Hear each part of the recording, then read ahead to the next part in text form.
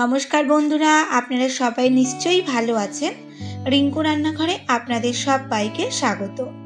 বন্ধুরা, আজ আমি তৈরি করব পাকা করলার চচ্চড়ি, যেটা আমরা সচরাচর খাই না, ফেলে না দিয়ে এই পাকা করলা দিয়ে একটা টেস্টি রেসিপি আজ আমি আপনাদের করে দেখাবো। একবার খেলে আর দেখবেন আপনারা এটা ফেলে দেবেন না। গরম গরম ভাতে জাস্ট ফাটাফাটি লাগে এটা খেতে। দেরি না করে শুরু করি তাহলে আমার আজকে এই রান্না। আশা করি আপনাদের আমার আজকে রেসিপিটি ভীষণই ভালো লাগবে। এখানে আমি 400 গ্রামের মতো পাকা করলা ঝিরিঝিরি করে কুচিয়ে নিয়েছি। কুচানোর আগেই করলাটা ধুয়ে নিয়েছি। আমি বীজগুলো ফেলে দিয়েছি।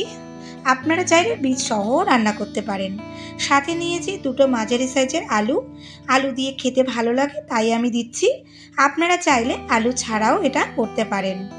এবার একটা কড়াই গ্যাসে বসিয়ে গরম করে নেব।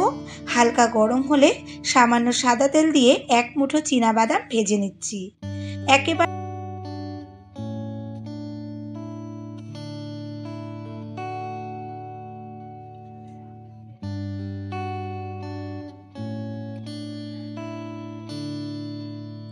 এরপর ওই তেলের মধ্যে আরও একটু তেল যোগ করে নিচ্ছি।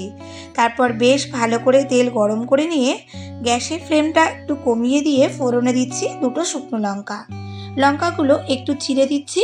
আপনারা তেতে যদি ঝাল পছন্দ না করেন তাহলে অ্যাভয়েড করতে পারেন। লঙ্কা দুটো একটু নাড়াচাড়া করে ভেজে নিয়ে দিচ্ছি 1/2 চামচ কালো জিরে দেওয়ার পর খুব বেশিক্ষণ ধরে কিন্তু ভাজবো না, এতে ফ্লেভারটা নষ্ট হয়ে যায়। এরপর এতে দিয়েছি দুটো বড় সাইজের পেঁয়াজ কুচি। পেঁয়াজ নরম হওয়া পর্যন্ত ভেজে নিচ্ছি। তারপর এতে দেব কুচিয়ে রাখা আলুগুলো দিয়ে এরপর একটু মিশিয়ে নেব।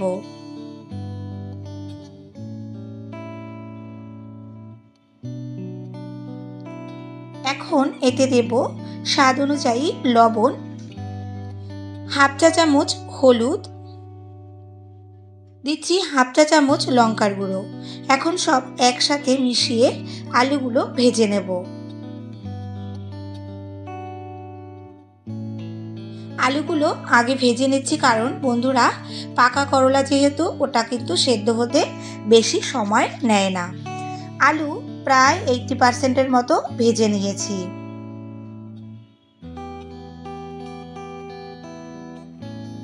এই পর্যায়ে পাকা করলা এতে যোগ করছি। সাথে দেব কিছু পেঁয়াজ কুচি। এইভাবে পেঁয়াজ দিলে পরে খাওয়ার সময় মুখে পড়লে কিন্তু বেশ ভালো লাগে। আর প্রথম দিকে যে পেঁয়াজ ভেজে নিয়েছিলাম তাতে টেস্ট এবং ফ্লেভার দুটোই ভালো আসে। একসাথে সব ভেজে নেব মিডিয়াম হিটে। যেহেতু পাকা করলা তাই ঢেকে রান্না করার কোনো প্রয়োজন নেই, এটা এমনিই তাড়াতাড়ি সেদ্ধ হয়ে যায়।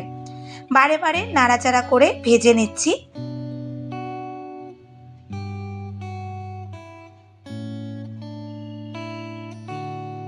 ভাজা প্রায় হয়ে এসেছে। এখন এর উপর থেকে ছড়িয়ে দেব 1 চামচ পরিমাণে সাদা তিল দিয়ে আবারও 1-1.5 মিনিটের মতো ভেজে নিচ্ছি। যেহেতু পাকা করলা রান্না হচ্ছে তাই কড়াইয়ের একটু কিন্তু লেগে যাচ্ছে, কোনো অসুবিধা নেই। গ্যাসটা বন্ধ করে 2 মিনিট রেখে নামালেই সব উঠে যাবে। রান্নাটা আমার প্রায় শেষের দিকে।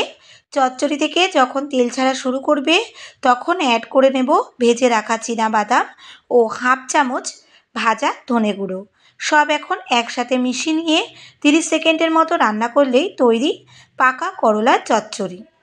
দেখেছেন তো বন্ধুরা, একটা ফেলে দেওয়া জিনিস না ফেলে দিয়ে রান্নার পদ্ধতির উপর কতটা সুস্বাদু করা যায়। একবার এইভাবে খেয়ে দেখবেন, তেতো তো লাগবেই না, উল্টে বারে বারে খেতে মন চাইবে।